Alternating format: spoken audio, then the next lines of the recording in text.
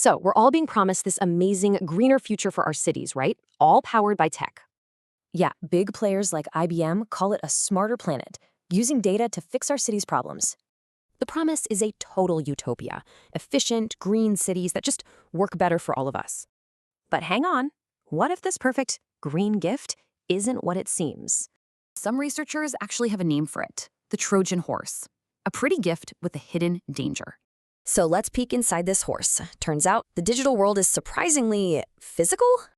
See, the tech that runs these smart cities, it comes with some really big hidden costs. You know, all those sleek gadgets and sensors, they're made from rare minerals mined in tough spots. And that mining, it causes real conflict and environmental damage, just far away from us. So here's the twist. This sustainability gift isn't just about going green. It's hiding something else. It's the perfect cover to sneak a massive surveillance network right past our defenses. So what's really inside? Think camera-equipped streetlights and sensors watching everything we do. Researchers put it best. We might be welcoming a disaster that looks like a solution today. Which leaves you with one question. Do you really know what's inside your city's green gifts? Binge on our playlists on a watch marathon to become a cybersecurity expert.